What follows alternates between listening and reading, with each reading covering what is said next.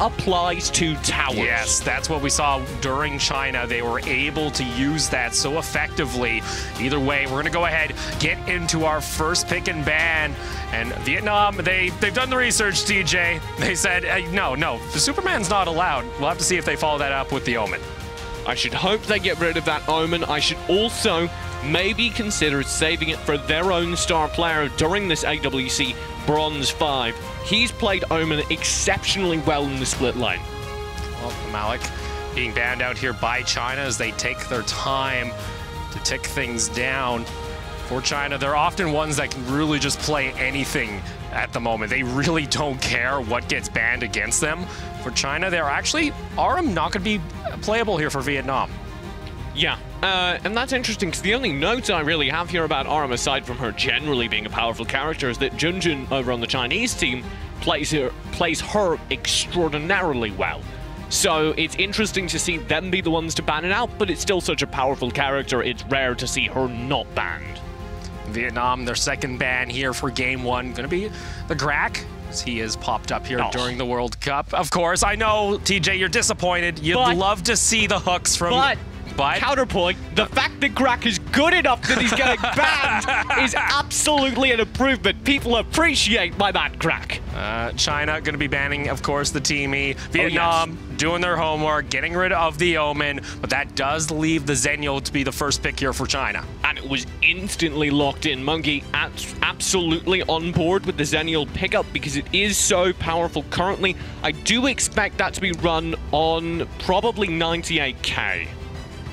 See here, interesting fact actually about 98k is that he is actually more of a support coach here for China that's come on in to actually play. We were talking to some of the players in the lobby, and apparently he's one of their coaches, and pending some travel issues, he's come into play. And that's why he's playing more passive, more defensive, more safe, because he's not necessarily as mechanically talented as many of their players, but he certainly showed he's got the tactician's brain. For Vietnam, though, this does leave up the Lindis for TF, and TF has had consistent performances coming in to the World Cup during the group stage. He did get abused quite a bit. On top of that, for Yamate, also going to be locking in the Kilgoroth.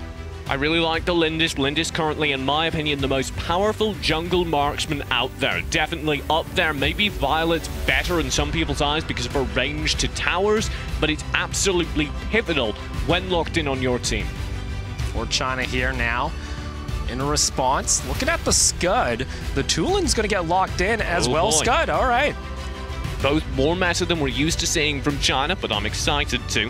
Their mage player, typically very effective. Nan 1 in the mid lane, he's actually the one to lock it in. And I do love it because that high mobility character will allow them to stay so fast and so eager for fights. And he's very smart in his positioning, especially because he did play it once during the group stage, waited for a fight to collapse on, and then came on in. I believe he cleaned up with a triple kill in the mid lane, so he's rather smart about his positioning, knowing the limits of the hero. Now for Vietnam, what they're looking to Chukdar being locked in here. I like the Chukdar. Definitely haven't seen him be so visibly influential, but one of the things to keep your eye on with Charganar is the fact that he's CC immune at a lot of different points in the game, so you'll see him intercept things like the Slim's Thrown Spear, things that could be and should be a deadly initiation for the other team, just peel off of a Charganar, and that can be invisibly effective. Now, during my notes here for Vietnam, this is actually a rather important pickup for Blake. He really likes to play the Liliana. Had a really good performance, but TJ, look across the board. The Fennec getting locked in for Yichen.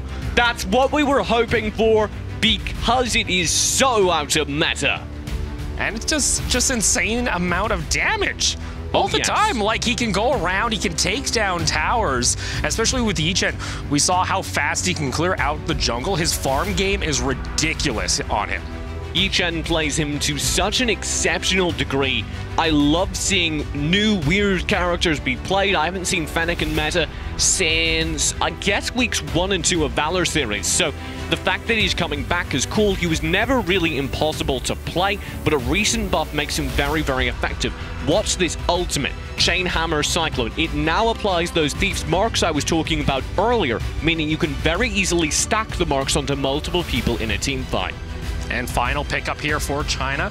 Going to be the Lumber, so going to have some nice disengage as well as a nice front line if they want to go in onto Vietnam. Like we mentioned, China, they are a bloody team and they want those fights. Vietnam, final pick coming on through, going to be the Alice.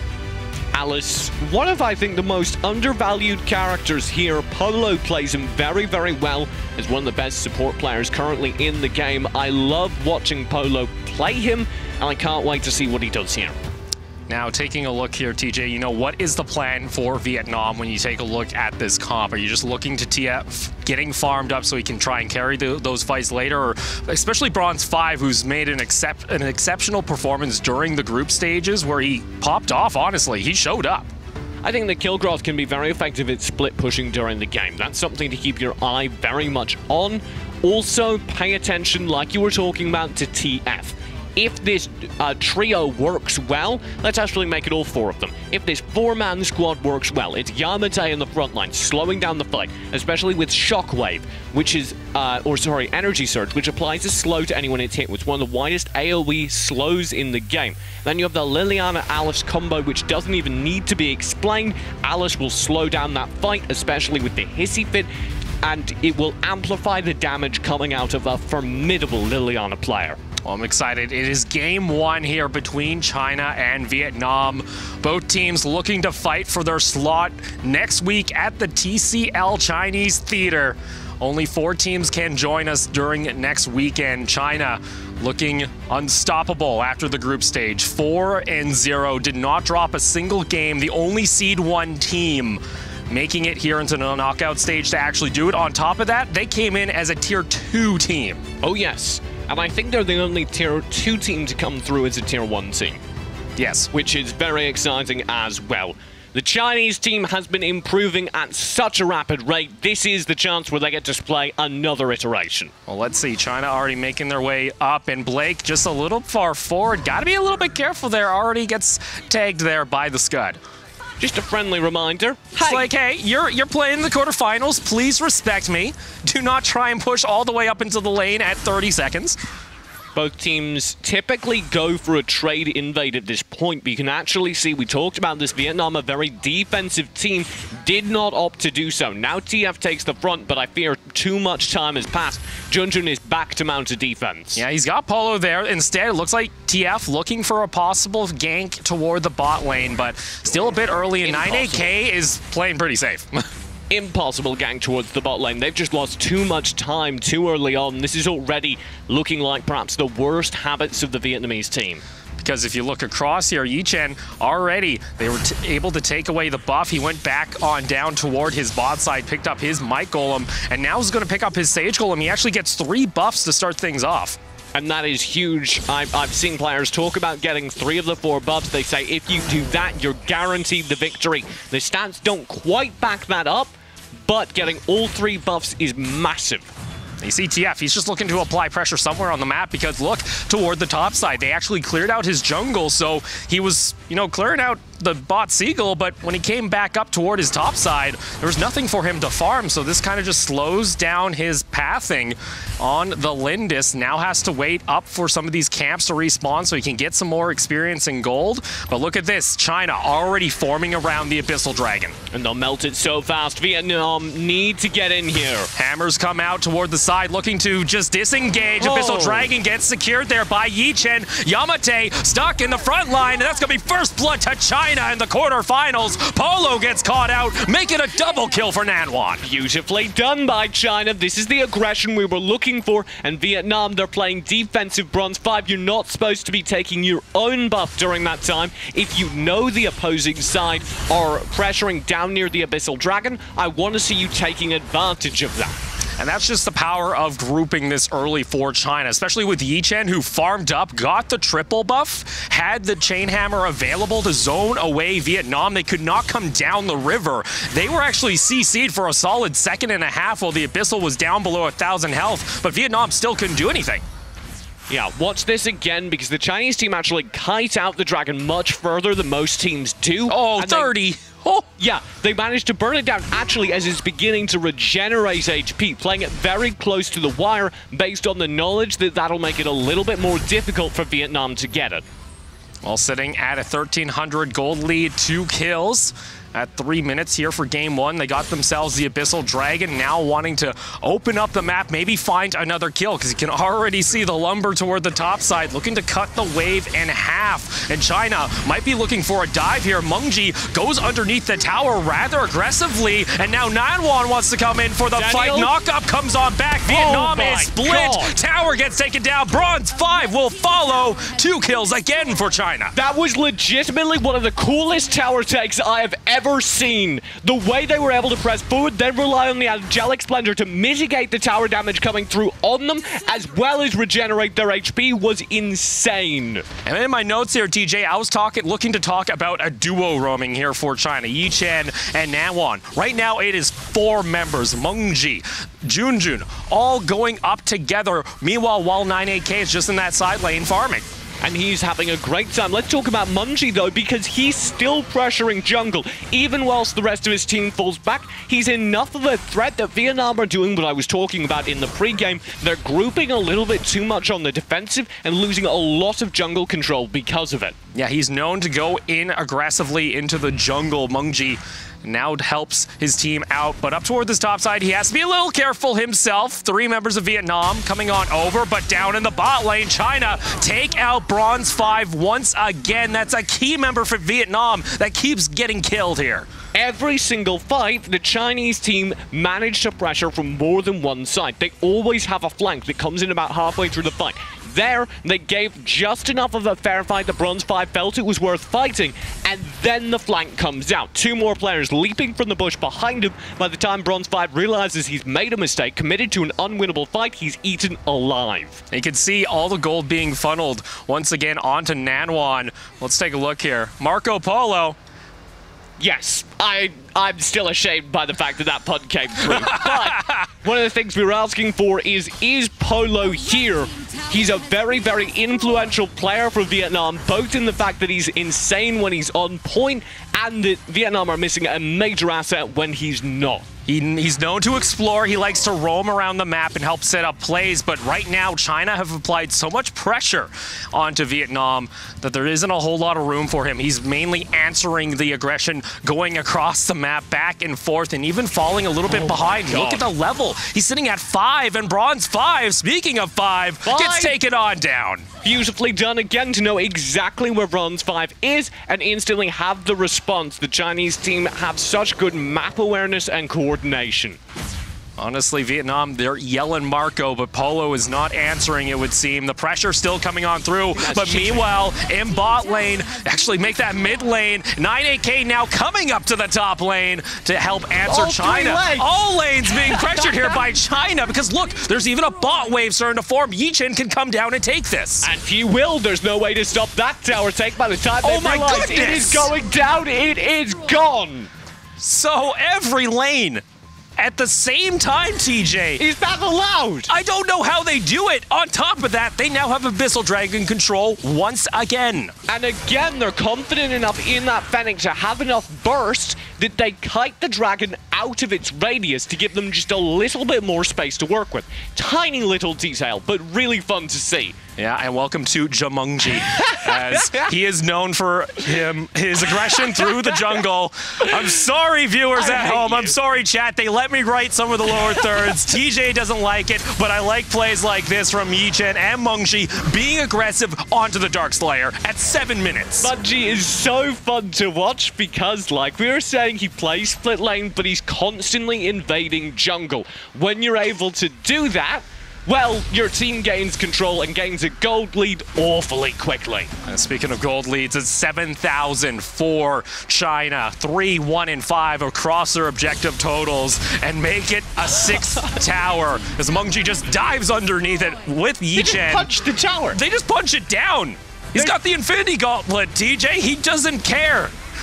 There's nothing you can do in the face of this Chinese team when they want a tower, it seems. They're so coordinated. Well, Blake has to be careful there. Was getting some damage taken from Yi Chen. You see Bronze 5 coming on over. Polo still sitting at level 7. So far behind, and now they're getting stuck into their base, TJ. This is the issue with Vietnam. They don't try and push out once they start turtling, and it's very usually a slow death. They need and generally are very good at slowing down the game, but I don't know if anyone can slow this train down. You saw the tower. It's going to fall. Yamate over toward the side is going to get taken down himself. Yi-Chen will get the kill credit. The train has arrived at the station. Nanwan also able to pick up a kill on toward the side. You see Blake is being chased down by 98K over by the Abyssal Dragon. Why? And 98K, he doesn't care. He still has his ultimate up in case China goes for a fight on a dive into the base. It's more useful for 98K here to chase Blake away behind tower and keep him from returning to base than it is for he to be in the front lines, because he could return in an instant with that ultimate. He's still chasing him, TJ! Blake has nowhere to run! He's catching up! China have now broken all 3 of the high ground towers of Vietnam's base. Nanwan just jumps on in there with Mungji, Yamate, and guess what? The Zenyel is going to be stopped. But guess what? The core is being taken here by China. Minions still coming into the base. Polo gets taken down. Are you serious? 98K, let the man go home. He's not in Kansas anymore. And China take game 1. What on earth was that? Hello, China. Welcome to the semi-finals. Oh, they still got 2 games to go, TJ, before we can check mark that one away. But after a performance like that, I don't blame you. That was insane. With a game like that, Vietnam, a traditionally defensive team, a team that can definitely get rattled in the face of aggression, I think they're thoroughly rattled. They're sitting in some of those new D-Box seats. Oh, they got some. Those are the ones that vibrate. Yeah. No, don't worry. I got it. I was just making sure. Right. But give this. Look at the team coordination here, buddy. Junjun and Nanwan. Nanwan 100% kill participation. The lumber sitting at 90. And the damage from Nanwan. Yeah. Hello, Nanwan. This is what we were talking about when we said Nanwan was a player to watch. I'd also especially like to highlight the damage taken across the board here. Very, very even. That typically comes out when you don't have either a whole bunch of focus coming through or you have such a big lead that the tanks don't really need to take the front line. Your tanks only need to dedicate themselves to taking damage when you're getting focus down in the backlines. If Nanwan was constantly in Carol, then you start having the lumber diving in front of bullets, taking fights instead of them. Here, wasn't a problem. Well, unfortunately, for Vietnam, they're going to have to change up something in the play style. They have to adapt here when it comes to playing against China because they got demolished in game 1. TJ, that was a perfect game 1. Yeah, in every sense of the word, both in the technical term of, yes, that was a perfect game. No towers, no kills, no response from Vietnam. But also in the sense that that was some of the cleanest Arena of Valor I've ever seen. Especially after yesterday. Korea gave us a show. I thought no one will ever top that. Well, China. I've seen one better. They've had 5 weeks to practice. And imagine, you know. They've had 5 weeks to practice Arena of Valor, years to practice the Chinese edition of the game. Exactly. So now for Vietnam, what do they change up here? They're going to start with at least the side selection being themselves onto the blue side. China, they get their home colors of red, though, for the Dragons. And even then, I don't know if getting that extra ban helps you. How come they get the coolest mascot? Dude, dragons are threatening and scary. Like, it's a little bit, you know.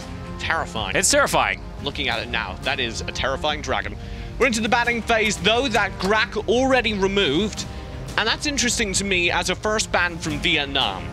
Yeah, because honestly, I think it's what it is for Vietnam is they want to play the Alice. That has to be the answer here. They want Polo on the Alice. With Grak being off the table, you kind of take away that counter, but I don't know if that's the priority. Because for me, Polo, you know, where was he during that game? Honestly, he was often responding to aggression. We didn't see him make plays. So it's interesting. One of the things about both Alice and Grak is it's very easy to miss their impact unless the rest of the team is following up. You can land all the sick hooks in the world, all the excellent sunshine stuns in the world. If there isn't damage to follow the stuns, to follow the hooks, then it doesn't look like you're doing anything. And it doesn't appear that you're doing anything in the stats either. So I would go out on a limb and say we haven't decided whether or not Polo's present, but the team play for Vietnam definitely isn't. Well, we're going to go ahead, get into our pick and ban here. Teamy being the final one on the side of Vietnam. On top of that, they don't want to let 9AK, you know, chase people down in the jungle with that Zenyol and then that was bullying, and then teleport back to the fight. There's a presidential campaign against that. No more bullying. For China, of course, banning away the Superman on the red side, as well as the Arum. Yep.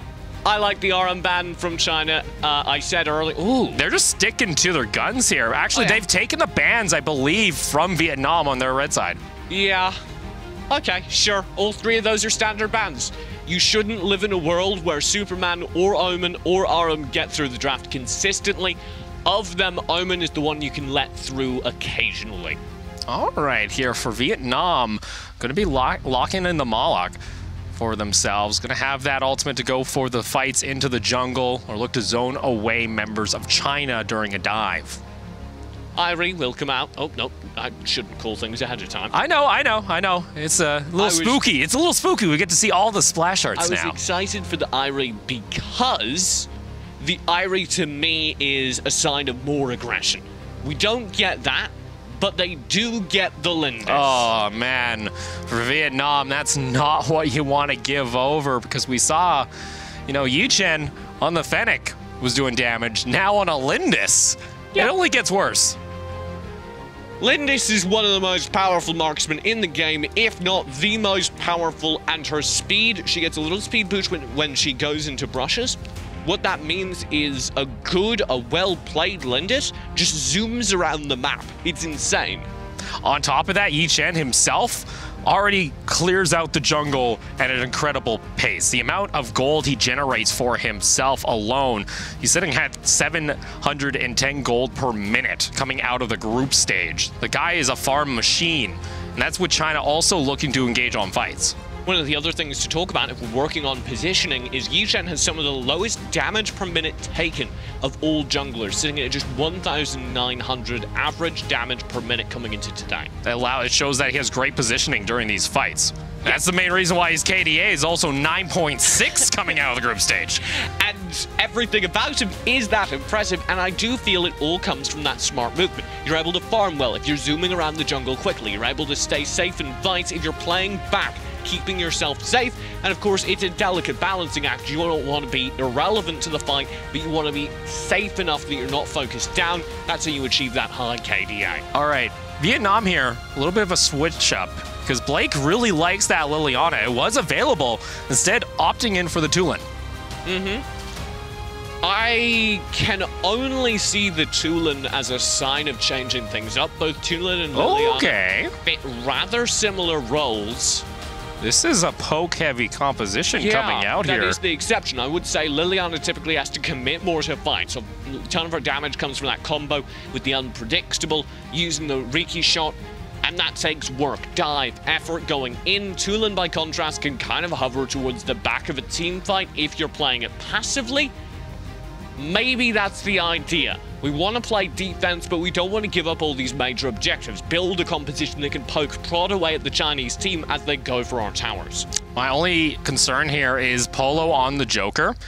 You know, early on we saw China able to abuse him, able to catch him out during the rotations. Sure, you're on that Joker, you have a little bit of CC immunity, but still, if he gets chunked out, that's going to force him to have to back off because he's mainly just here as a poke machine.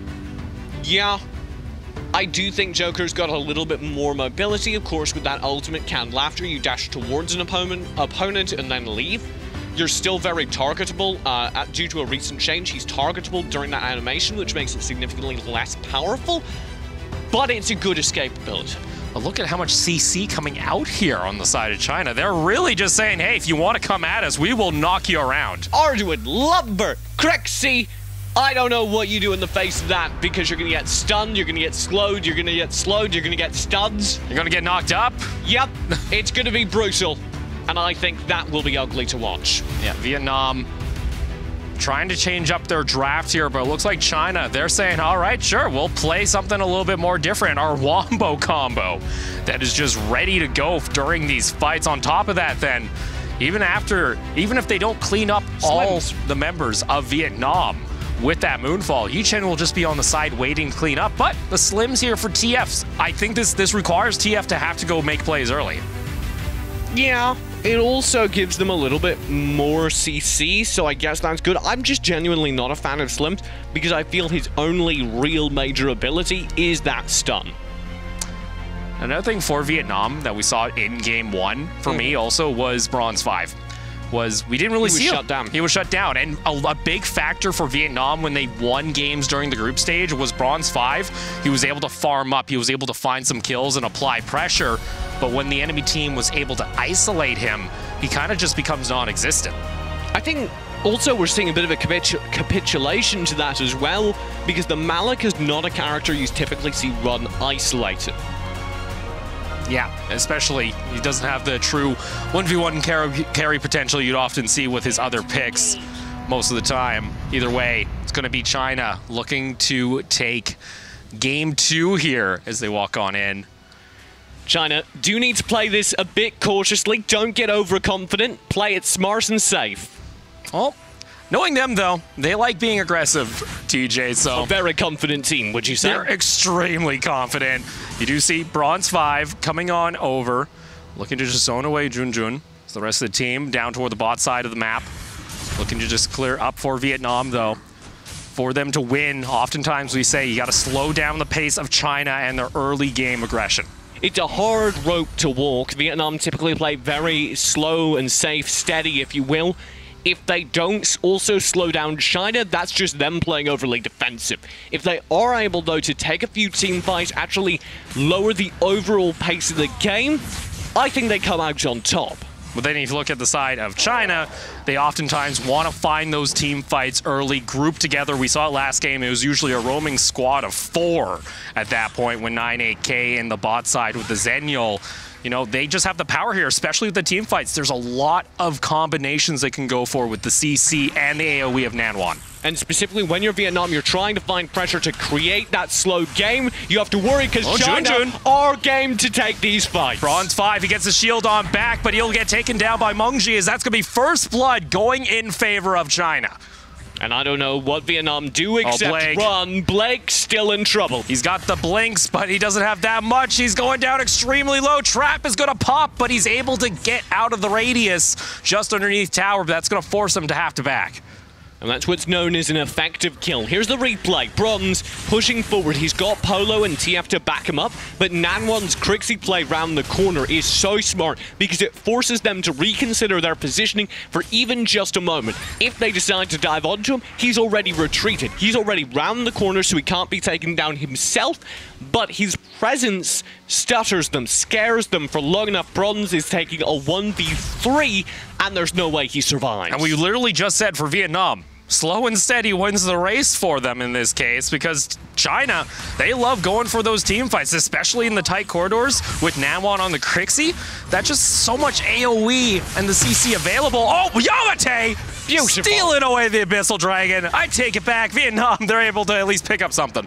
Nicely done. All right. Slow down the pace of the game like so, and be able to find these major objectives. You can't rely on steady steals, but Yamate earns his team a reprieve, brings the gold back to even. That was Yichen actually missing out on the punish there, so a little bit of a mistake that we don't see too often from China, but see how they respawn. That's actually a shock coming on down. Nanwan over toward the side, going toe-to-toe with Blake in the jungle, is able to escape. Blake making his way up toward the top side of the map. 4 members of Vietnam looking to pressure this top lane tower. Blake very quickly found himself surrounded by far too many Chinese members, but they'll still go for this tower. Oh my goodness. Junjun forced to back off. Yichen, though, coming back in onto the side, wants to go for the play. 9AK leading the charge. Yamate also in. 9AK finds the knock-up. Yichen picks up the kill. They're able to also add an additional one to the counter. Yamate on the backside. He's going to fall. Yichen has now picked up 2 kills. I believe he can make that now 3 kills on the Lindis. This is not where you want the gold to be going to on the side of China. With Vietnam, now they are looking down the barrel of a super-fed Lindis. That was such an odd team fight because it starts with Vietnamese pressure. China normally finally have this split push thing down, separating up the fights. They're all coming from one side here, and it's only the two tanks that survived the initial burst and actually managed to eke back something for Vietnam. You saw there Yi Chen with great positioning, picked up actually a quadra kill during the fight in top lane. That is, that's the kind of start you want for Yi Chen. That's what he does. There's a reason why he sits at about 80% kill participation out of groups. On top of that, he's a carry on the Lindis. What Yi Chen does, that's why he's one of the most terrifying junglers in this World Cup. You see Junjun there, gonna go toe-to-toe with Blake, just wants to back off. Abyssal Dragon started up here. Polo takes a decent chunk of damage. Look at this, China now rotating toward this bot side. You see Yi Chen able to just shred down Yamate if he stays around for too long. The knock-up coming in from 9AK. Not enough to actually pick up the kill. Up toward top lane, though, for Vietnam. They have been able to apply pressure toward this top lane tower and take it. How much are they going to lose, though, down toward this bot lane? Yamate just jumps on in. He's looking to delay the charge of China, I guess. But that's going to be a kill and a tower in favor of China. China are just out-rotating their opponents right now. You can see that their map knowledge is doing very, very well. This is just things that you can see from individual players. Normally, you don't quite have a full picture of the game. And we're not quite there. For many Arena of Valor teams, they still rely on overall team coordination, their shot caller setting up the entire game for them. Here at China, it seems like every member just knows vaguely what's going on, knows roughly where they can stand. Can't be caught out like that. Moonfall also coming on down. He just gets evaporated in the rain. Again, map knowledge. Vietnam should have known that river was not safe. There are sharks in that water. That is scary for Vietnam, though. If they want to come back into this game, they need to find a way to slow down the game. Allow Bronze 5 to help lead the charge, and that's way to do it. Actually, is able to land a 3-man knockup. Junjun again taken down extremely low. There's no disengage, but Monkey just doesn't care. He'll trade his life 1-for-1. Nadwan now bringing down the ultimate. The knockup's going to connect Bronze 5. Polo, though, gets on in there, finds the kill. Beautifully done by Vietnam, both to deal with the flank and to then take the team fight by knowing who to dive in and focus. Nadwan melts, and even though that fight starts so rough, it's carried by a man like Bronze 5. Yeah, you saw Bronze 5 leading the charge there. If he's not able to get fed on a side lane, get farmed, he's able to help lead the charge, I guess, during these fights. You saw that 3-man knockup to start off the fight for Vietnam. That's what they need to help get themselves back into this game. They now limit the goal total to only a 2,000 advantage in favor of China after falling behind early. China may finally have been stymied. We said slow down the game, force China to play the Vietnam style, and we do for the first time see China playing slow, looking for picks, having to play an awkward way for them. It's quickly over though. Yeah, unfortunately, that tower isn't going to be surviving for too much longer, and that really opens up the map here for China. All the outer towers are taken on down. This forces Vietnam to have to play defensively. You do see Bronze 5 up toward the top side of the map with Polo. Might be looking for a play. Knockup's going to land. 9AK, though, is still pretty tanky. Looks like the tower gets taken down to about half, but look at the response. China looking to answer. You have Yi Chen coming on the Lindis. Junjun also coming in for a party. Wants to go for a play, but they take down the Lindis. Polo's able to find the snipe. Nadwan wants to try and find the kill, but the Joker escapes. And the rest of Vietnam is here to save the day. China shut down. Bronze 5 leads the charge. Junjun does get the 3-man knockup, and unfortunately Nadwan still a little too far behind. Use the ultimate already. That's a great call by Vietnam. Understanding the cooldown is not there for Nadwan, and they're willing to go for this fight. The fact that they're able to dive in and shut down Yi Chen instantly saves those two players who were isolated. Then they split. Polo, knowing he's weak and an obvious focus, runs away as quick as he can. Bronze stalls out the time and calls for the rest of Team Vietnam to come through from the side lane and force China back. And this is what I wanted to see from Vietnam, an answer here in Game 2. You told me after Game 1 where they got perfect gamed, by China that they'd be keeping game 2 as close as it is. 6-8 the kill total in favor of China. The big difference for me, though, is still this mid lane tower, the first tower. Once you get that down, it really opens up the midsection of the map. And unfortunately for Vietnam, they can't push much farther than the river. Here's the Spirit Sentinel, major objective. Oh, TF gets knocked around underneath the Dark Slayer. Doesn't get aggro, though. Finally, it's going to actually go for something. Yamate has to be a bit careful, sits about half health. China push them back. So Vietnam can't find anything. Meanwhile, though, in toward the side lane, Bronze 5 was just looking to clear out the wave. Good energy surge there from Yamate. We talk about Jagnar. I'm not typically a very big fan of him, but he has all these invisible little impacts. There he can stay a little bit longer than the rest of the team because he's CC immune. He won't just be burned down. The trap here is set by China. Want to try and get Bronze 5, but he's still now pretty tanky here. Can't really burn him down just yet. Also, Polo's there for the support, so China looks like they're trying to set up plays, but they're not manufacturing anything. Here's another play, but it's red. Vietnam know exactly where they are because they're checking these pushes with projectiles. That's maybe what this poke is for. Comes on down, finds 3 members. Bronze 5 with the engage. Vietnam, they have to react. They have to respawn. Look toward the backside, though. Mungji is able to get on top of Blake. Nanwan is over toward the side. Blake is alive. That's such a key factor here because Yamate can look for the disengaged. Vietnam, they find a pick. These Vietnam team fights are so clean right now. I'm loving every single one. Look at this team fight start. Bronze 5 knows he can tag the front line due to his build, and he has a little bit of backup from both Polo and Blake. Mungi dives in. He's trying to isolate Blake and burn him down, and instantly TF, Polo, and Blake all focus through, make sure he dies so the rest of the fight can go their way. Oh my goodness, Junjun gets caught out at the Dark Slayer, and the Dark Slayer is actually captured here by Vietnam. Can China burn off some of these buffs, though, in the ensuing fight? They got 2 members already. They're able to back off. A good call there by Vietnam. They're at least able to secure 3 buffs. What does China, though, get on the map? Well, they get a lot of control for the next few moments, but I'd like to highlight what that does for the Vietnamese gold pool. They have been constantly, I think, out-farmed by the Chinese. This gives them a way back into the game. Just for a moment, they're back at tie. That Abyssal, though, changes it back to the Chinese favor. Yeah, the Dragon control from China has been clean so far, as they've only given up the 1 Abyssal Dragon so far during the series. Now look to rotate. This is now looking a little bit toward the side of China. Vietnam are going to be looking for a fight. China now just looking to push on in. Yamate, gotta be a little bit careful. For me, actually, Polo on this Joker, a lot more impactful than I was expecting. Very good support character. You expect to see him poking, providing some pressure. He's actually provided a lot of the damage during these team fights, and his canned Laptor ultimates have been deadly every single time onto a key member like Yi-chan. See here, Nanwan just using the ulti just to clear out the Sage Golem. Vietnam looking to spring a trap, but he is caught out there by Yi-chan.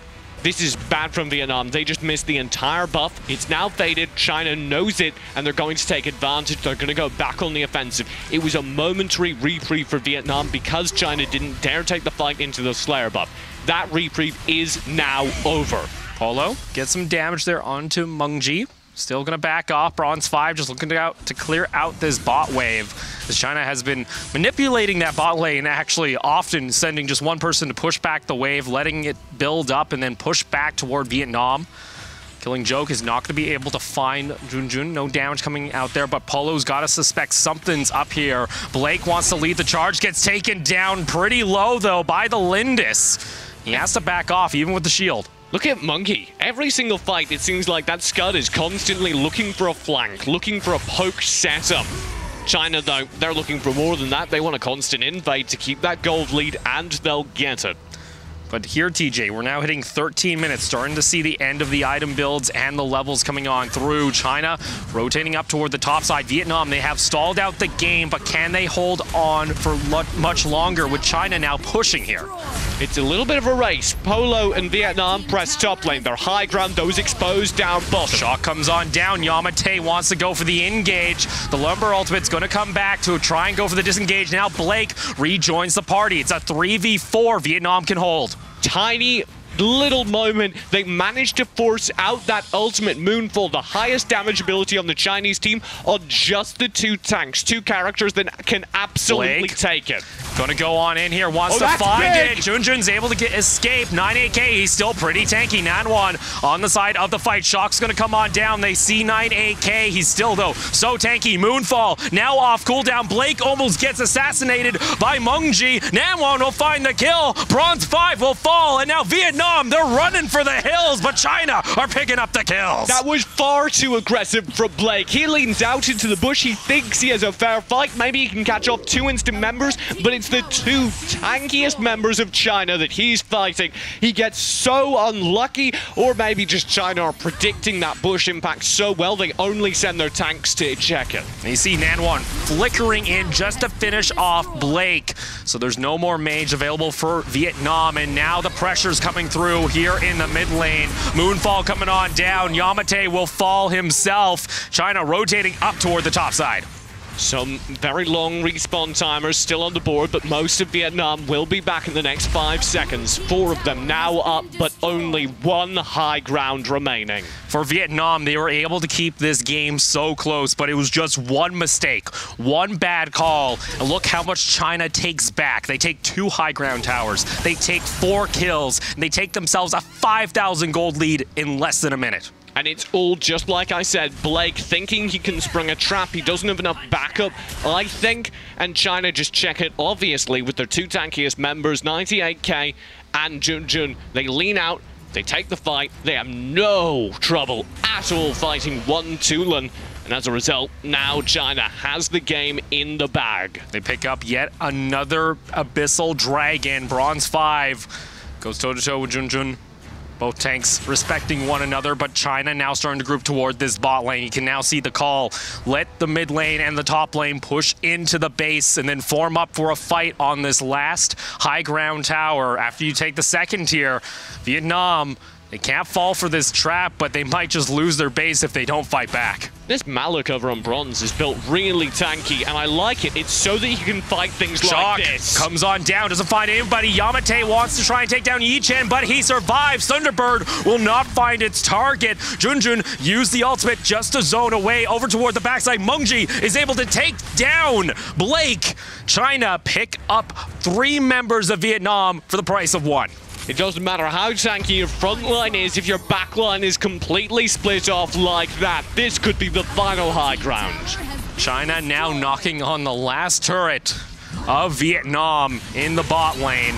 Still, though, the dive comes on through and Polo just gets obliterated. Yi Chen now onto the core. Vietnam, they are looking at possibly facing elimination in Game 3. TF, he wants to try and save the base, but he has no one else around as China takes the series lead 2-0. If that's how you knock on things, I'm scared for my hotel door. They just blew past They took a okay, they were knocking on the door with a sledgehammer. I could tell. It melted. It was demolished in seconds, and that's what this Chinese team have done so well. If you're ever like, man, how do I take a tower? I constantly feel like I'm not able to press through. What these Chinese players are doing is a tutorial. And look at them. It's just another day at the office, TJ. Calm, cool, collected, and a couple smiles here and there. You saw, though, on Vietnam, heads are down. It is now do or die. They were able to bounce back after a devastating Game 1. We'll give them that, but they have to do a little better because it's just 1 mistake and China will turn the game. Look at the gold difference. I really do think that Vietnam played despite losing the gold game quite early on. They were being consistently out-farmed, and they only earned it back via major objectives. And that's a good call for them. They've changed up their play style, but Yi Chen on yet again this Lindis. Look at that kill participation, TJ. 89%. Yep. Is all over the place. Also picking up a triple. Actually, that was a quadra kill in top lane to begin things off. It's not the start Vietnam need. No, it might be the start they deserve, though, because that was a very risky push. Very risky, and we can take another look at the plays. Bronze 5 was able to find great Shock ultimates to come down, but unfortunately, 1 misplay there in the mid lane, and China just took it all the way back home. A very different play style for Bronze 5. We typically see them staying completely isolated in the lane. Here he took the front line, oftentimes was what led his team into team fights, and he did the role very well, multiple times saving the game. And you got to give it credit. Someone on Vietnam needed to make the calls, needed to lead the charge into these fights. You see there China, after their win, still looking pretty good. One thing I will give Vietnam that I did enjoy, though, is they went for that Dark Slayer after catching out 2 members of China. Yeah. Very good conversion into objectives. Then, though, we saw that defensive playstyle from Vietnam rear its head again. They had the Slayer buff, they had multiple players cowed behind the towers on the Chinese side, and they did very little with it. So you see there, 9-19, the kill total. A 9,000 gold lead to end things off. 9 towers for China, the 4 Abyssal Dragons on top of it. So for Vietnam, now it's do or die. You're heading into Game 3 with the possibility of being sent home tomorrow and not making it to the semifinals. Vietnam, of course, will have blue side for Game 3. Vietnam with the first pick, with the first ban. I don't know how much the draft changes, though, because that was perfect. Maybe you drop the Slims. I'd like to see something with a little bit more tower damage picked up, like a Violet. That could be nice, actually, because, you know, TF, he was around, but I didn't see as many flying spears as I'd like to. It was mainly used as a follow-up. I didn't see it often leading to ganks early. It wasn't the initiation. Most of the time, that initiation came from the Malik that I'd absolutely like to see picked up again. Bronze 5, showing another side to his play. Now see bans coming on through. Vietnam, once again, the Grak not being allowed for China. China, of course, being on your red side, of course, going to ban away the Superman. And they're even banning away, like, the Omen. China are just off. They don't feel like they've been challenged yet. No, I mean, why would you? Just ban out the characters you feel like you never want to play against, and why worry about counter-drafting if nothing's really countering you? Exactly. Vietnam also banning away the Zenial, the Arum on top for China. Now coming down here, Vietnam, you can see that team, they are still, I don't see much communications right now, TJ. This is looking a little bit, you know, dire. There's a lot of stuff going through these players' heads at the moment, because honestly, you're thinking, we lose this game, we're done. We lose our shot at $200,000. We lose our chance to play over at the TCL Chinese Theater. Last year at the Asia International Championship, Vietnam was the team that got far further than anyone expected. Constantly pulling out upsets, pressing forward against teams that were rated as much more experienced and much more successful. Here, maybe they expect to do the same, maybe they can do the same, but it needs to start now. And so far, TJ, the picks are remaining the same. Coming out from China, the Scud and Lindis once again for Yichen. Malik coming through first for Vietnam on Yamate. I do like. It's a good pickup that we saw for Bronze 5 last time. Presumably it's being passed back over to him, and if so, maybe he can have the same impact. Lead the charge, lead the team fights, and find the kills. Turn that into objectives. Vietnam, they were able to slow down the game in Game 2. They didn't get steamrolled by China like we saw in Game 1. Now, time ticking down for the picks here on the side of Vietnam. Need to decide what they want to go with. Okay. Blake, all right. I like the Crixie. Yeah. Tulin was very powerful at the poke game, but I think taking the Crixie away from China is just as important. Yamate, very, very, very good at securing that front line, slowing down the play, but it wasn't enough. We still saw that Crixie finding big damage repeatedly. So those are going to be your lock-ins here. China with the response. Nanwan just having some fun. Flexing through the Flash, the Tulin, even the Ignis. I doubt that's actually going to be coming out anytime soon from China, but we'll have to I wouldn't put it. I wouldn't say it's out of the question. Yeah. Like, China might have been practicing it. Tulin, though, and the Arduin also getting picked up here.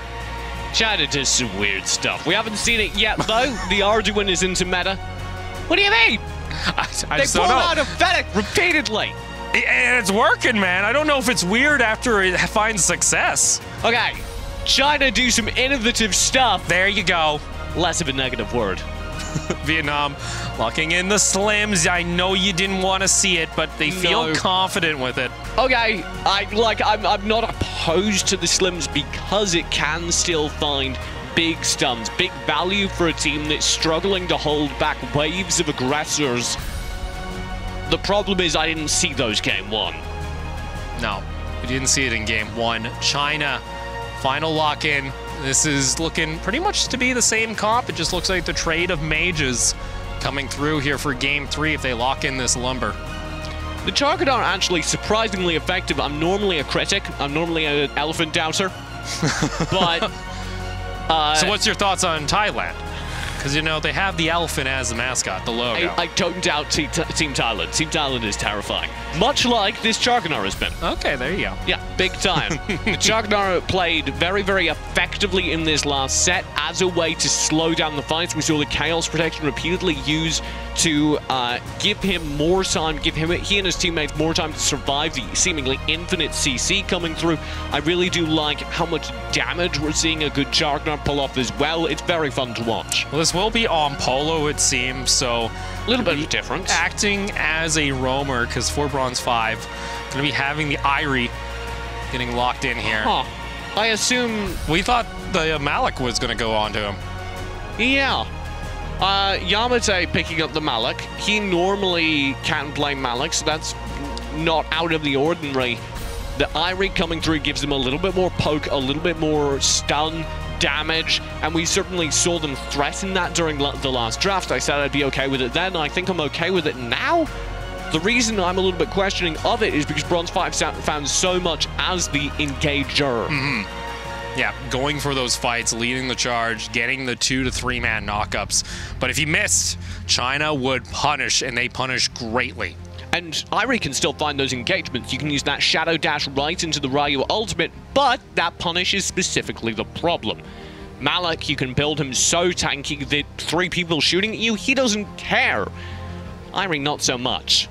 Well, guys, we're going to go ahead, load on in for game 3 between Vietnam and China. Vietnam looking at elimination here if their core is to fall. The brink of the precipice. Sorry, too dark. Oh boy. Blood dripping from the ceiling once more as another team on the chopping block. I just cleaned the ceiling from yesterday, TJ, after the Korea-North American matchup. Like, come on. You know how hard it is to get stains out of white? You said it, not me. Pressure forward again from Vietnam. I say that like it's something important because I think it is. Vietnam need to stay aggressive, continue being a team that's in these games. The second they break mentally, start just cowering in their jungle, they're out of here. You saw there, Yamate looks to soak up a lot of the damage that comes into Vietnam. But look at this toward the bot side of the map. China looking to pressure, looking to just clear out the way. Bronze 5 already being pressured here, and that was one of the win conditions, you know, we talk about for Vietnam. How well will Bronze 5 perform? If he's being pressured early, it's rather difficult. We also talk quite a bit about Nan1. That's why. We were talking up Sleepy for having similar damage numbers. Nan1 has done it on a consistently winning team.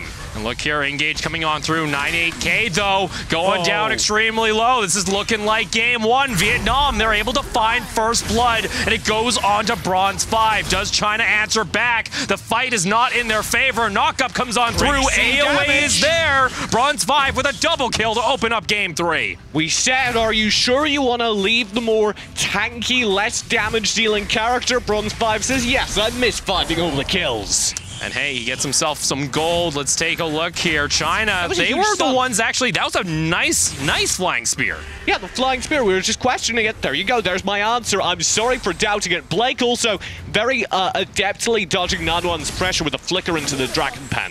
And you saw it there, if Yi-Chen actually isn't able to do any damage during the fights, it's rather difficult for China to find the kills. On top of that, great rotation from Vietnam. They find 2 kills, go for an objective, they take the Abyssal Dragon early. Nicely done by Vietnam. This gives them a good gold lead, currently at just under 2,000.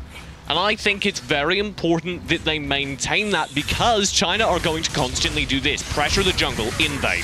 9AK, he will get to safety though, up toward the top side. Like you mentioned, China make their way in, want to try and deny some of this farm. Bronze 5 looking to pick up some himself. But you see China now isolating 9AK. He's still toward this bot line. He's keeping Vietnam interested. Can't escape from this dive, though. Yamate will pick up the kill. And Nanwan was the only one seeming to rotate. Look toward the top side, though. China looking for a dive onto Blake. They want to try and get the kill, but there's no minions. Look at how much Bronze scares them. He leans out and they go, we're out of here. This is a dangerous place to be. Well, Vietnam, they gotta be feeling a little bit more confident now. They pick up their third kill. Ooh. Oh no, he didn't steal it. I thought maybe Bronze had just taken that from Yichen. Luckily for Yichen, he's able to secure it. 9AK just going back underneath his tower. That's a shock used underneath the tower by Yamate. Right. All right, Vietnam, what are you going to do here? Polo wants to go in underneath. 9AK getting isolated. Junjun is coming over to the side. 9AK is able to escape. Junjun now coming on in, has his ultimate available. Mengji wants to go for a dive, but these are 3 tanks running at Vietnam. This slow coming out from Polo on the Jagnar is perfectly timed. Energy surge so powerful, and I've come to have a new appreciation of the effect such a strong slow can have over the past few Yichen's here days. though. Knock up is there. Yamate is able to get back underneath his tower. Now still seeing China looking to pressure here toward the bot lane, but top lane is now open. Bronze 5 is going to start taking down that first tier tower. Here's the next Abyssal. China, should they pick it up, build a strong gold lead. You see Bronze 5 actually cutting the wave up in top lane, so really forcing China to have to make a decision. Do see TF gonna go toe-to-toe here with Yichen, has the level advantage on the punish, but Yichen is able to secure the Abyssal Dragon. Vietnam won't get the second. That is major. China would have been buried behind an just insurmountable mountain of debt, as is, though, still have a lot of money. Bronze 5 possibly looking for the dive. Junjun just using his ultimate to slow him down as China look to evade. You gotta be a bit careful here. Polo and Bronze 5 very aware up toward the top side of the map, though. You do see Mengji still sitting there. 9AK actually looking to pressure. And it looks like we have a little bit of a pause. It seems like a player on China is not able to hear his fellow teammates, so that's a little important. Yeah, got to make sure that there are good communications, particularly among that team that relies, I feel, so much on communication. We said multiple times, I think it was mostly me, those were some of the cleanest team fights I've ever seen. The Chinese team definitely have the benefit of experience, being a team from KPL, being a team that's played the Chinese edition of the game for so long. Yeah. Literally years. Literally years. Sure, they've only been playing AOV for, you know, this edition for 5 weeks, but they have that experience that allows them to transfer it over, especially during team fights where it's a lot about your combos. Especially they like to play heavy knock-up combos into AOE damage, try to just wipe a team in a single fight. And they're pretty good at it. They're pretty good at punishing, too. If you overstep... I noticed that. You saw that? You saw that? You know, Vietnam, they had themselves a lead in Game 2. And that's the thing that's got to be kind of worrying to them in their head. You know, if they make one mistake, China can easily take back this Game 3. I'd like to talk about the split dive, though.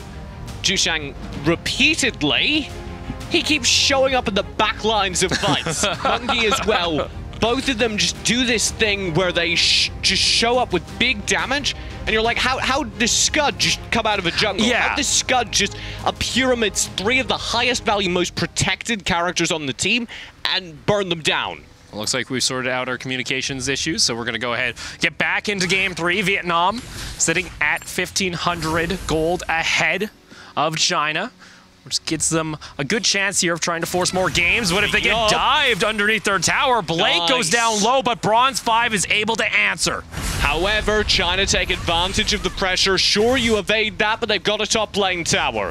See Vietnam looking for it. Meanwhile, though, Nanwan is still dead here. The tower is going to get taken on down. Pressure coming on in here from the side of Vietnam. China looking to rotate back toward this mid lane, try and clear out the wave, but you gotta be careful because the pinch is now coming on through. Yichen looking to back off. You can see that kill participation rate, 77% coming out of groups. This guy's a part of a lot of China's success.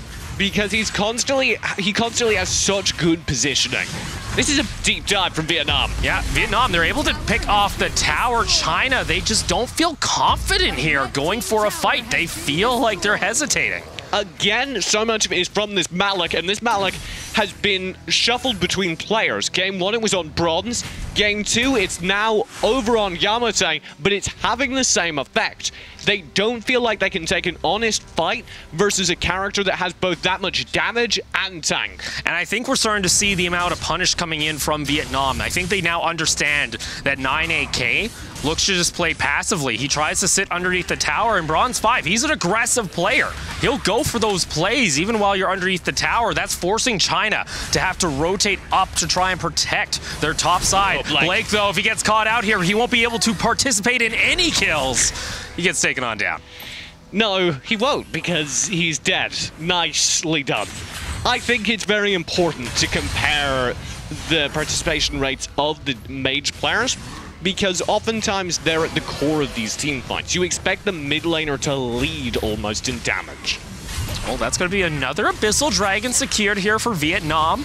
Sitting 4-1 in the kill totals. Mengji wants to try and contest for this Sage Golem. Yamate jumps in with the shock. China still looking to push in, but now you can see the pressure coming on back. Bronze 5 can go in and try and dive onto the carries. 9AK over toward the side, gets himself a double knock-up. China trying to fight this back. Yi Chen is still untouched. Nanwan is able to find himself a kill. Bronze 5, though, will answer. 2 members of China fall. Excellently done, and I particularly liked that Malik shot coming through. It seemed, you might have watched that, it only attacked 1 player. The reason it was so significant was because the crater was there for quite a while, meaning any of the Chinese players who were trying to get involved in that fight had to walk through the edge of the shot crater and get the slow applied. So Vietnam still applying pressure. Blake over toward the side. Yi Chen almost gets taken down. Blake, all right, damage starting to pile on through here. Very nicely done, and I like to see it. The change coming over Vietnam. They're now constantly finding pressure of their own, maintaining this gold lead, and that's what they need to do if they can hope to take this game. Now, TJ, when it comes to this, is this China making mistakes, or is this Vietnam adapting to the situation? I think it's Vietnam doing a little bit of what we asked from moment 1. Press into the Chinese jungle so that you can play defensive. Yamate coming on back toward the Sage Golem. Nanwan going to go ahead through that mid lane. Instead, just backing off China.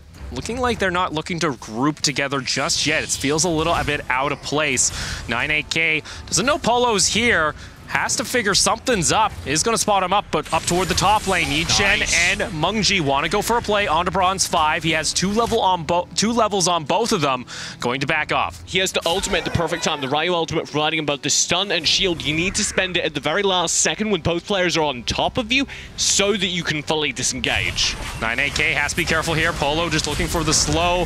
Junjun wants to just use his ultimate to try and disengage. TF is able to find some damage toward that mid lane, though. You do see China starting to group up. Vietnam, they make the call, gets the double knock-up underneath the tower. Blake dives on in. Vietnam, they're starting to run away with this, TJ. Beautifully done. Mid lane, Bronze is under pressure, but Vietnam are coming back. Vietnam. Or not. They're good. They don't need to come back. It's handled. It's under control. They're ahead right now. They're up by 5,000 gold. They have themselves a 5-kill lead, and they're starting to pressure onto their first high ground tower of the series. Junjun wants to back off, though. Mengji wants to go in. Yi Chen now to rejoin the fight. A little bit low onto the mana, and the knockups there has to back off. I'm so uncomfortable with Blake's pressure. It's making me nervous. I want to root for the underdog, and they're only getting this lead back due to what they're doing in terms of pressure, in terms of control that they're gaining. Look at this onto your mini-map. Almost gets caught out there. Meanwhile, the Abyssal Dragon is taken here by Vietnam. Blake almost gets taken down. Yamate wants to rejoin. Junjun able to lay down the ultimate for the disengage. No one falls. Blake, though, has to back off. Nanwan onto the backside of Vietnam. You can see this is what China does. Nanwan wants to try and delay the game, but he's caught out. And this is Vietnam actually reading China. China, because this is something Nanwan does. If China fall behind, die. Bronze 5 is going to ensure they continue on such a trend. They will try and cut waves. They will try and limit the amount of minions coming in. This is China playing desperately. That was so good. Both parts of it from Vietnam. Primarily recognizing there was going to be a flank and dealing with it so well. And secondly, following through, shutting down the major damage dealers. Yamate dives the tower. It will fall behind him. TF will secure it. And on top of that, now the pressure's leaking on in. There's a minion, TJ. China on the brink of losing their first game of the tournament to Vietnam here in the quarterfinals. Core at half health. Undefeated till this point, and Vietnam threaten them. Looking a lot closer to their performances we saw at the AIC. Now coming in here, sitting at an 8,000 gold lead, 11-2. Bronze 5 being a leading factor for Vietnam. Look at the gold total, TJ. Oh, absolutely. We talked about Bronze last game, and he's currently in this game 5-0-2. The man has not died, and he's responsible for just under half of his team's kills. On top of that, he's sitting at 10,000 gold, and he's looking to add more. Mengji just wants to get him to back off. You see China, though, looking to isolate Bronze 5. This exposes their mid lane. China know this is happening. They have to take off and defend the mid lane. This is actually a relatively tanky Irie build, which I appreciate because we were talking up how defensive his Malik was. Bronze still brings that factor, allowing him to take major engages and survive. For China here, what is the call? How do you try and fight back here? Try and bring back game 3 with it, so you don't tarnish that perfect record, TJ. Find a burst, find the Dark Slayer, then just run lane. Well, 98K, able to find the double knock-up. Polo goes down a little bit low. Still, though, the tower being Nanwan just dives into the middle of the fight, finding 5 members that all turn around and just slaughter him in the jungle. But it works because Polo is now solo. He has to fall back. Either way, it's a smart play. Unfortunately, Vietnam, they're playing 5-dimensional Arena of Valor. They just go right for the Dark Slayer. Now with the Slayer buff in hand, they could ruin the perfect record of China. China down 11,000 gold. Teams often, though, talk about China, how well they can play, how long they can stall. Vietnam, though, I don't think they're going to give them an option. They dive a tower once again, playing this smart, take it down, and guess what? That tower up in top lane only has half its health bar remaining. Yijin gets chunked. That's the play. Vietnam know that they have the advantage. 9AK gets caught out. Junjun's going to be soon to follow at the pace he's going down. The tower will fall. Mengji's able to pick up Blake, but now it's just the core. Vietnam, the play is here. They need the minion wave. All they need is one wave, and this game, this series goes to game 3 in their favor. China looking to defend, though. Polo getting taken down quite low. Yamate goes back for the re-engage. Junjun taken down. But yet again, Mengji tries to go for the dive. Vietnam, though, are so far ahead that China can't do anything. Nanwan will get taken on down. Minions pile in onto the core. Ladies and gentlemen, we have a series on our hands as Vietnam brings it back, and now only down 1 game. China brought down for the first time at the AWC. China. Now the question becomes, how are those players feeling? Still looking pretty calm here. Still have the game in hand, the series available to them if they want to go ahead, make their way toward the semifinals. Vietnam, hopes possibly raised. We saw some smiles there. They're feeling a little bit better. Actually communicating here during the break. Looking a little bit more confident. I like that from them. And I want to see a return of the Vietnam we saw that game. It was much more aggressive than traditional, and that shows in their stat line. Yeah, 15-3, the kill total. Bronze 5. Yeah, Bronze 5 is a little bit ridiculous. Everyone else is sitting at 3-4 items. That's a complete build. And for me, TJ, I think Vietnam understands the weakness here in China. Unfortunately for 9AK, because he plays so passively, Bronze 5 was able to take over that lane. And we were talking up 98K as a very smart defensive player, but it didn't work well that time. As you said, Bronze 5 was able to gain complete control of that lane, and I think that side of the jungle. Then towards the late game, we started to see Bronze 5 open up these fights and close them with big damage bursts. And for China too, you saw their tendency, if they try and fall behind, if they end up falling behind, they will try so desperately to try and stall out the game. Nanwan oftentimes trying to sneak behind the team to cut minion waves, but Vietnam read this. They were able to catch him out multiple times trying to slow down the game. That only allowed Vietnam to just surge ahead in the gold. And Vietnam, we talked up those Chinese tower takes game 1 and 2. They had some clean ones of their own. So frequently, this Malik Jargonar combo, the Chaos Protection allows the entire team to push forward through CC that would traditionally stall up the fight. Then you have the Malik Shock, either used to cover their retreat or to allow them to find a clean engage as the Chinese team needs to disengage from its AoE radius. Vietnam, they're going to be feeling pretty confident seeing that half of the stats being lit up as so. 9 towers, 3 Abyssal Dragons, and the 1 Dark Slayer. It's one thing for them too, the Dark Slayer takes. I've been liking it for Vietnam. They understand when it's open to them and taking the opportunity. And I did love it because one of those key Dark Slayer takes was actually after they had lost a player. We saw the Polo on the Jargonar actually get burned down, and he was so low he basically had to retreat. What they then did, instead of saying, oh no, we've lost a player, we can't possibly go for a major objective, was we had control, we can take it. Now, TJ, I wanted to ask, would we see the Malik? And guess what? Immediately banned by China. Absolutely not. That Malik was so key for Vietnam. I am astounded it even took them the second it did to ban him out. So China respecting Vietnam. That's big. That's big for China, especially because we saw the bans being identical to what Vietnam just banned on red side. They said, oh, yeah, those worked for you. We'll just redo it here in game 2 and 3.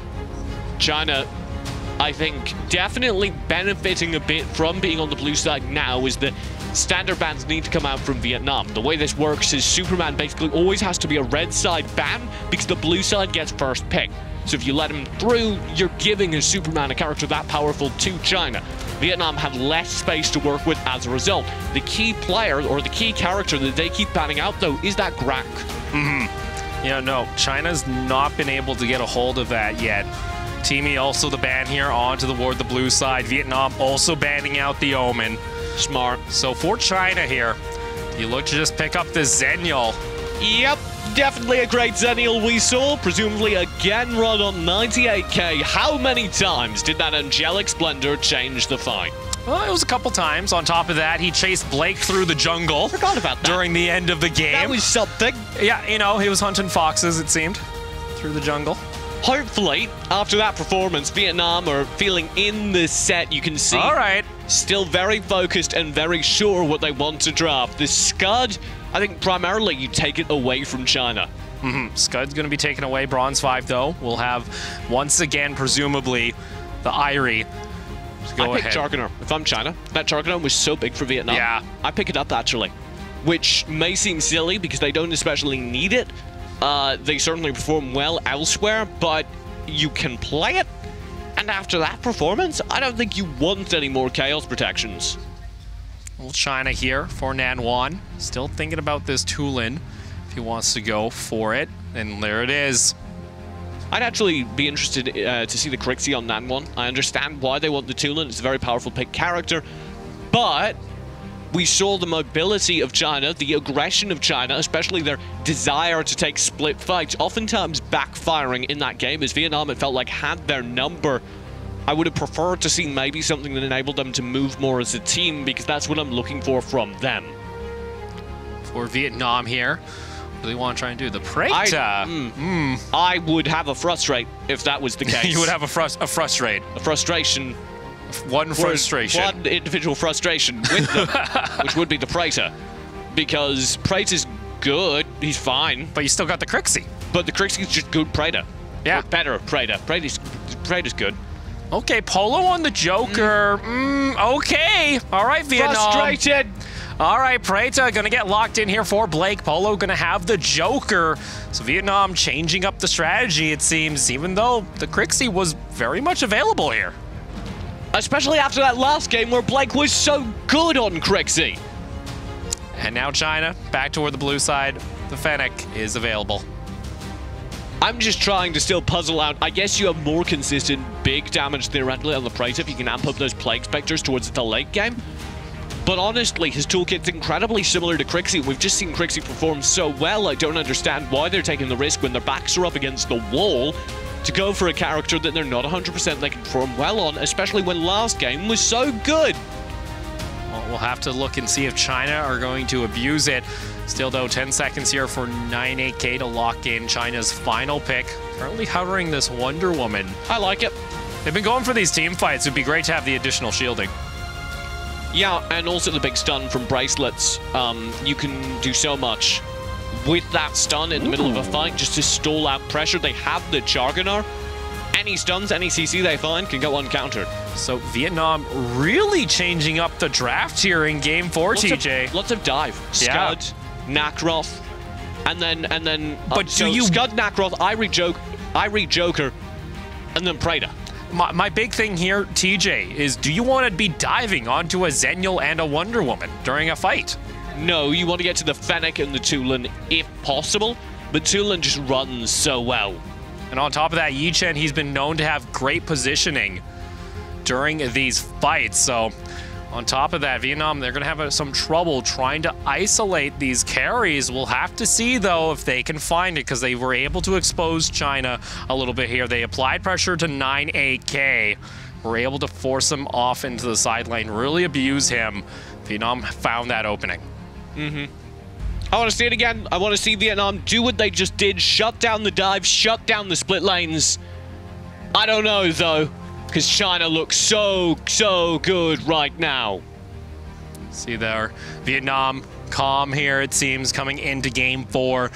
Draft now completed, and need to keep their tournament hopes alive. They needed to pull off a reverse sweep.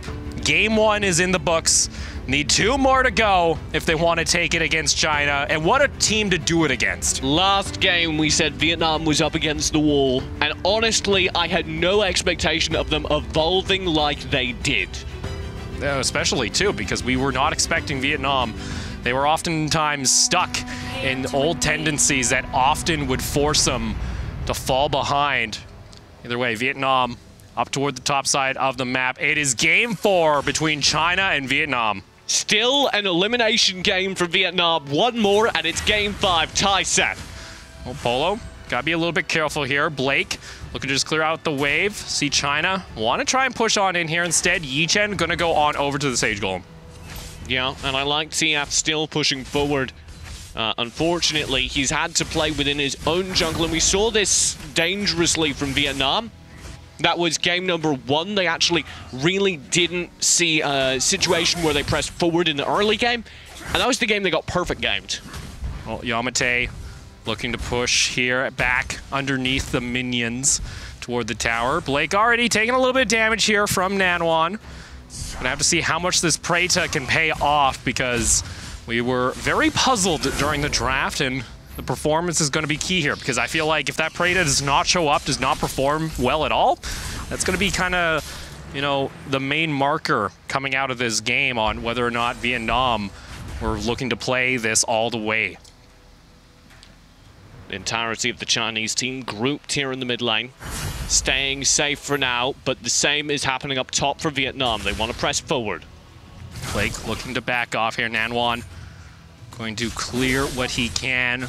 Bronze 5 and TF hovering up toward top lane with Polo. Now going to rotate down toward the mid lane. Vietnam will stay grouped. China needs to recover. They need to be careful. Nanwan, Nanwan, you're in a lot of trouble. He's over. He has that blink over the wall. TF is going to follow him. 98K now going to join in with the Wonder Woman. Wants to try and find the play. Does not have the bracelets just yet. Bronze 5 able to escape. Look at the awareness from Bronze 5. In the middle of that fight, while he's running away and insanely threatened by the Wonder Woman, he actually drops the spin. That's that shuriken for a stun to slow down the play. China looking for this Abyssal Dragon, will take it down. TF tried to get over the wall. Thunderbird gonna connect on over, force him back, but China play aggressive here. They don't find a kill, but go for the hasty play onto the Abyssal Dragon. It was so close to a dangerous situation for both teams. I think that could have been fatal for either one. As is, though, it's a slight gold lead towards China. Gotta be careful there. He's good. Ends up using the ultimate. Don't worry. Mungji coming on over. Why is he trying to? He's so... What? Are you serious? How is he escaping? Polo tries to run interference. Bronze 5. He's going for secret agent mode. He's able to escape. That is insane. Bronze 5, that is some of the coolest movement I've ever seen, and it pays off. Mungi also getting tagged quite low in that exchange. Oh, and that's got to be irritating. TF, though, he's going to fall here as Yichen's able to pick up first blood for China in Game 4. Good return from China. Yes, that gets dangerous up top, but they're instantly able to find a response in that bot lane. It may be the tower as well. Tower's gonna fall here. Yamate trying to defend it, but China are going to take him down, but up toward the top side. Mungji actually got taken down by Bronze 5, and Nanwan goes for the dive onto the Preta. All right, Vietnam, able to answer back and also pick up this top lane tower. The problem is they're still under pressure in mid lane and struggling to hold. This mid lane tower will likely fall. And that's the speed with this Fennec pick. If you leave open a tower, Yichen will just take it down without a second thought. If this tower is left unguarded for 15 minutes, it's legally allowed to leave. Tony, TF, he gets obliterated. Nanwan is able to find the kill. Vietnam wanting to try for a play. You're going to have Mungji come back over. Two big ults blown. Yeah, ultimates were both used, but it doesn't look like Vietnam even want to try and contest. It's big. We saw this a lot last game, China being very aggressive with their ult usage. At multiple times, Polo used his major ultimate, or sorry, Nanwan used his major ultimate. Never mind. Mungji, gotta be careful here. Bronze 5, he's playing aggressive. He's playing like he wants to stay in this tournament. Polo is able to intercept the Thunderbird there. Mungji is able to escape. China, though, pick up the second Abyssal Dragon, and these kills and objectives are starting to add up. Okay, so China multiple times have used major ultimates, and it's backfired as they use them too early in fights. Yeah, but Yamate, he's going to fall underneath the tower. That's going to be the second-tier bot lane tower already taken by China at 5 minutes. This time, though, the ult usage has been perfect, and we saw it there again. Constantly having what they need. It's only Bronze 5 who's still finding pressure. The rest of Vietnam staying grouped and staying passive. Well, for China, they say, okay, Bronze 5, you do you. We're just going to try and take everything else on the map while you're applying pressure up toward this top side. And even then, Mungji actually coming around the corner still wants to try and contest here. And 9AK also going to be there. Lasso is available if they want to try and pull the trigger. Nanwan also making the rotate up. 5 members of China toward the top lane. China will be able to pick up that Seagull, and that'll give them extra vision into the jungle where they're trying to find pressure. Vietnam, if they want to respond, they've got to be doing what Bronze 5 is doing. What's happening down in their bot lane, and I really like it from both him and Yamate. Find pressure, find objectives, and you can see the second that tower is visibly under threat, China need to fall back and respond to it. You see Yichen trying to chase down Bronze 5 in the jungle, actually using that ultimate. He's got nowhere to run, though, TJ. Bronze 5 gets taken down. He steps into the Chain Hammer Cyclone, and it instantly backfires. So they're able to pick off Bronze 5 and also give Yichen a kill toward the bot lane. TF, he's trying to contest here. Mungji leading the charge, but now runs into 3 members. Killing Joke comes on through. Yichen, though, picked up a kill over toward the side of the Dragon Pit. China having the advantage, 2 for 1, and they want some more. Chainhammer comes on out. Double kill for Yichen. That was so close to actually Yamate successfully... Sorry. So close to Mungji successfully managing to get away. He was on the Zenial, and he got hard focused, and he was able repeatedly to disengage, rely on his teammates. It was only a final effort coming through from both Yamate and Blake One that took him out. And that's going to be 3 Abyssal Dragons taken, and also a 6,000 gold lead for China. Game 4, Vietnam. They need to win to extend this series to a deciding Game 5, but at the moment, they're starting to fall behind. Bronze 5, even resorting to just continually pushing the lane.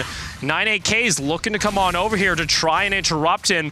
And look, you got 3 members of China now just isolating him toward this top lane. Vietnam, they can't even push past the river. Bronze 5. Vietnam aren't even going to get anything for this.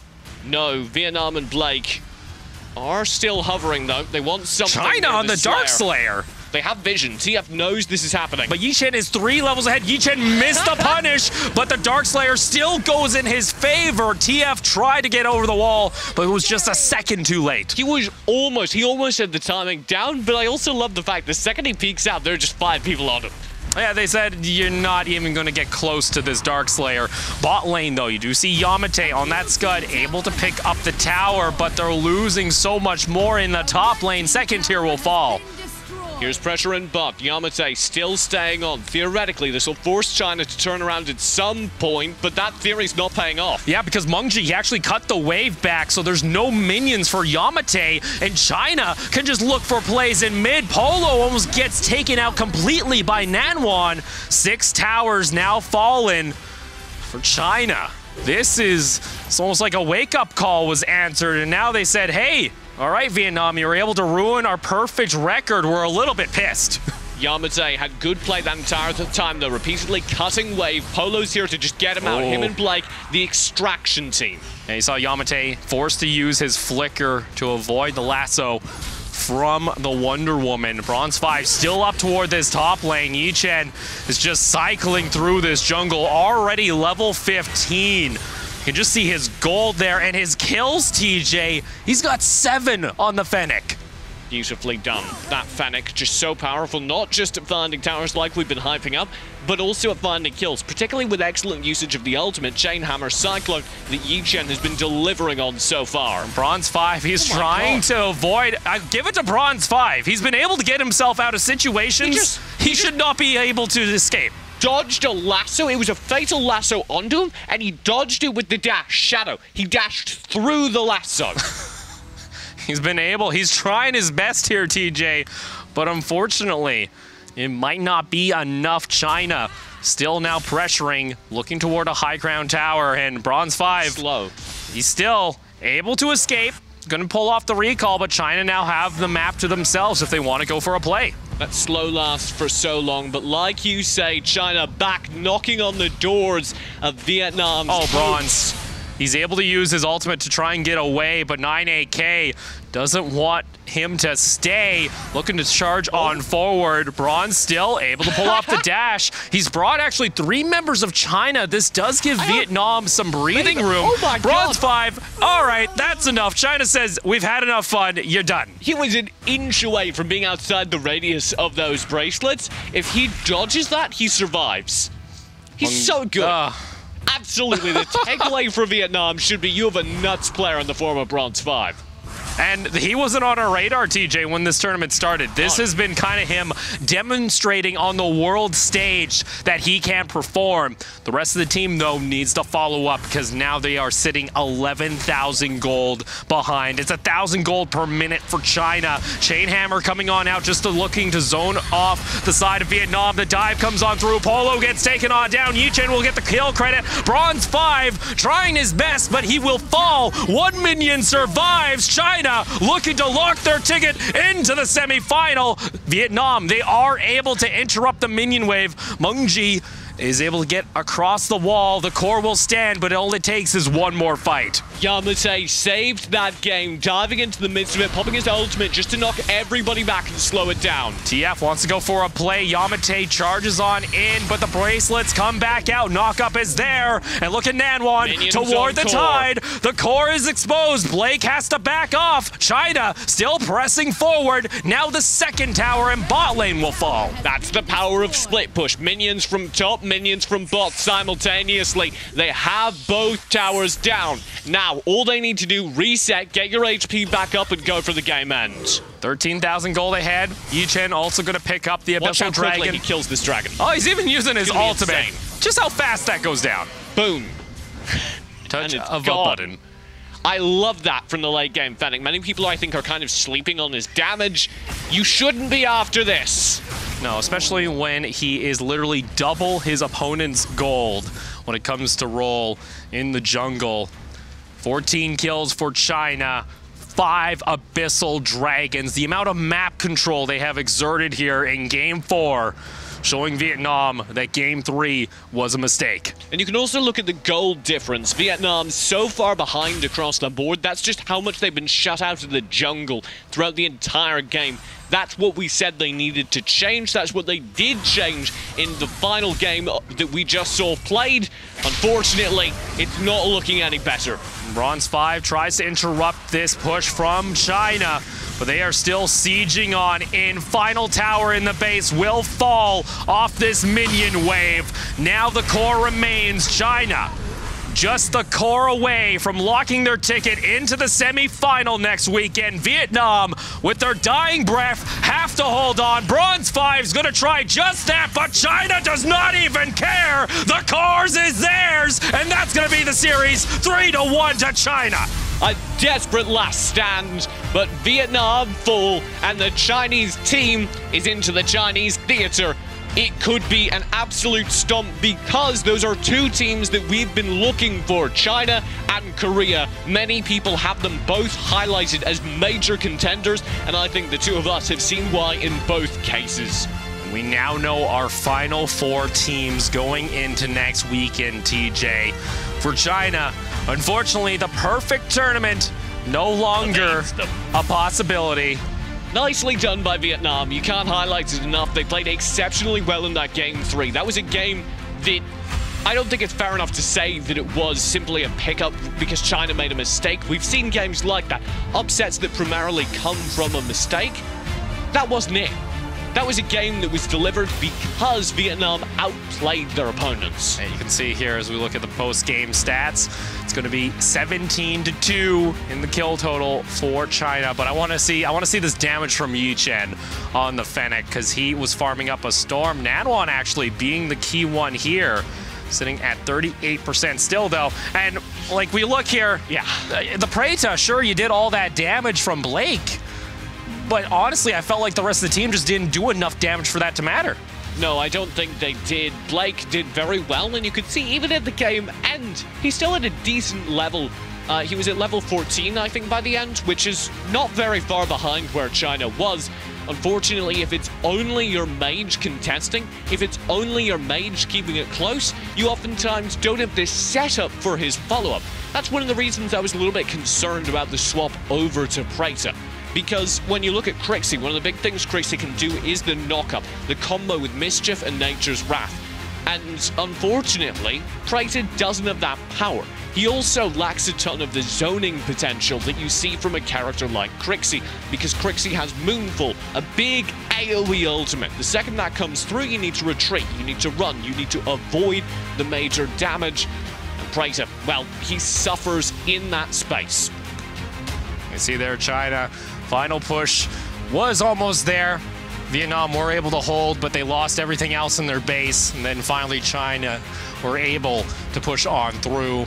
Your post-game breakdown, 17-2-33. The teamwork here from China showing domination in their final game of the quarterfinals. Yeah, I mean, Game 1 was perfect. Game 2 was not. Game 3 goes to Vietnam. We cannot highlight that enough, I think.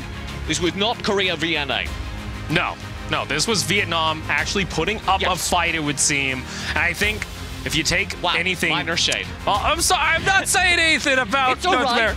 The NA team's already in the shade because they're back in the hotel. Oh, dude. Actually, I heard they went out to the beach today. They had a nice trip. You know, they're still enjoying it, still having fun here. You have a free trip to LA. Sure. And you know what? They do take a little bit of a prize pool home. Not as much as they would hope, of course. And they can take this experience, considering they're one of the younger regions to have the game. They got to be pretty happy with their performance. But speaking of performances, we're going to go ahead and throw it on over to Matt on stage to talk with one of the players from China. Thank you, TJ Opal. Yeah, I have #1 here of China, who are going to make it, as you say, to the TCL Chinese Theatre, to our semi-finals, to our grand final production of the World Cup. Congratulations, #1 and China. So through to the semi-final stage over Vietnam, but you lost your perfect record by just dropping that one game to Vietnam. What changed in that third match, which meant that Vietnam managed to score 1? 首先，恭喜我们中国队进入4强，然后能够到我们的 TCL 中国剧院去进行我们的4强赛。但是呢，我们今天的第3场比赛里面，我们可以看到中国队好像在对战越南队的时候有一个非常明显的劣势。在那一场比赛里面发生了什么呢？在最里面发生的，我觉得最大的失误也就是在于我，因为我那把平时都比较沉着稳静的，就那把比较打得太激进了，然后就很多波都是。 没考虑过队友，然后我自己上了，然后就导致有些就一个的错，然后就导致这样了，就慢慢的就劣势了。And he said, I think I was the reason that made the game fall into such a disadvantage. Because like normally I play really safe, but in that game I just want to kill people, so I go in without thinking about the other teammates. So that's the reason that gave them a lot of chance to catch us. And yeah, that's what he said. Yep. Okay, that's very honest of you, #1, taking the responsibility for the team. You have Thailand in the semi-finals. How does he feel going up against Thailand? 他说，承担责任这个态度是非常令人感动的。然后，另外在我们的4强赛里面，我们将对战的是泰国队，你有什么想法呢？我的想法是我们待会儿回去就晚一点睡吧，然后就加油明天的比赛，然后我们全力以赴。 We need to stay up later to figure out what we do, but we will do our best tomorrow. We've got loads of time. Thailand isn't until next Friday. You've got ages to prepare for that. But preparation, understood, needs to be done. They're a big opponent. Congratulations, #1. Well done to you and China for making it through to our semi-finals. Yes, they are with us, of course, next Friday and Saturday when we go to the TCL Chinese Theatre. We'll talk a little bit more about those semi-finals in a minute. But first, let's go back to TJ and Opal and find out what they think.